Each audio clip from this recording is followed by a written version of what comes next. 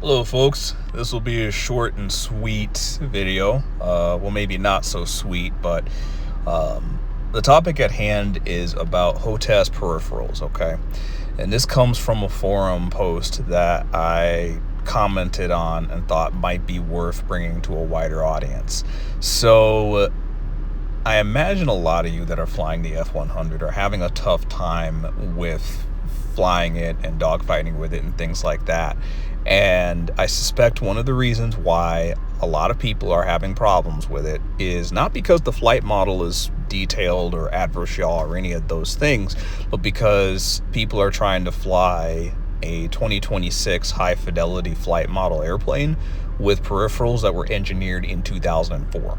You see, this may surprise some folks who may not realize this, but if you're using a Saitek X52 or a Thrustmaster T16000 or variants thereof of these HOTAS or hands-on throttle and stick accessories, you're using something that was originally developed in the early 2000s. So these kits are over 20 years old. Even the Thrustmaster Warthog at this point is decades old, and these peripherals and many like them that have been around for a long time have still been in production, and these companies don't update the internals or the sensors or the quality of the overall kit. They just jack the price up and keep selling the same thing for years and years and years.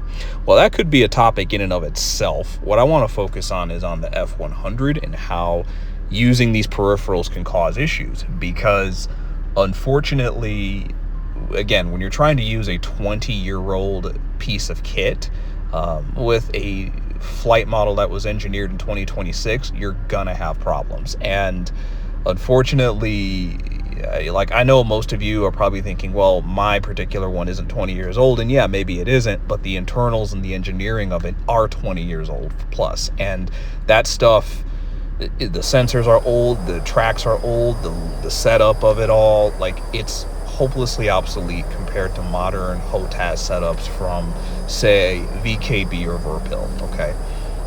Now, I know what the tone of this kind of comes off as, right? Like, hey, if you want to get good at this, you got to spend the money. I get it. I realize money doesn't grow on trees. For years, I used the Thrustmaster T16000 and didn't realize how badly it was holding me back until I flew the F4.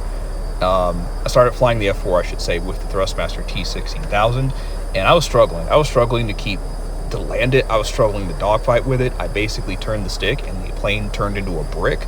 Or if I wanted to keep my speed, I was basically flying in a straight line. That was it. Those were the only two options I had with that HOTAS. And it wasn't until I got the VKB that I realized, oh, holy crap, I can actually hold an approach. I can actually fly the airplane properly. I can actually maneuver and not bleed all my airspeed and just spin. So if these problems sound familiar to you, perhaps consider changing your HOTAS. Now, I realize, again, we've all seen that story of a content creator telling people to buy more stuff. I promise you, I'm not some paid shill from Verpil or Wind Control or some other company. I'm saying this as someone who struggled flying the F4 for over a year before he switched the controls and realized that half the problem was the kit. I don't want you all to be in that situation, especially with the F-100, which is a handful, even with a modern VKB setup.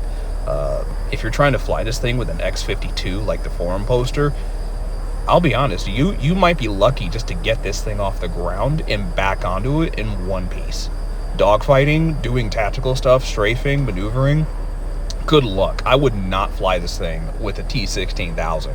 And I say that because I flew the F4 with that, and the F4 is way more forgiving than the Hun is. So if I was struggling to fly the F4 with the Thrustmaster setup, yeah, no, you're not flying this beefy 1950s Hun with a 26-year-old architecture HOTAS. It's not going to happen. So my advice, if you are in that position, I realize money's tight. I know stepping up into even a VKB like Gladiator is going to involve $300 something. I get it. This stuff is not cheap. We live in tough economic times, and I am not telling you this to try to get you to come out of pocket more for this hobby, but just set your expectations carefully. If you are flying this airplane with an X52 or X56 or T16000 and you're not in a position to change that anytime soon, stick to the basics. Don't go into multiplayer and try to dogfight. Don't try to be Maverick. Don't try to set your expectations high. You're probably going to crash a couple of times, not because you suck, but because your old Thrustmaster Warthog or T16000 or Saitek is just not designed to fly an airplane of this level of fidelity well. And that's just the nature of technology and progress, right? I wouldn't try to play DCS on a gaming computer that was built in 2005 and not upgraded, right? So hopefully that gets my point across without being, gatekeepy or cringe. I mean, it's a cringe topic because these companies are making HOTAS kits from 2002 and 2004 and not changing them, but that is a topic for another day. If you have that stuff, just set your expectations appropriately.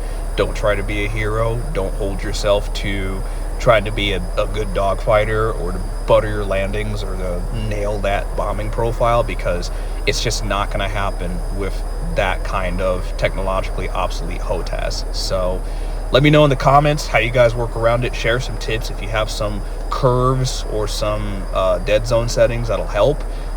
Try to get some assistance for people who have this stuff, because again, I completely understand that for a lot of you out there with this this kind of HOTAS, you are not in a financial position to just jump and buy $300 worth of VKB stuff or Verpil stuff or whoever. You're just not going to have that money, and I get it. So thanks for tuning in. If you like this video or my other content on the channel, consider subscribing, and we'll catch you in the next one.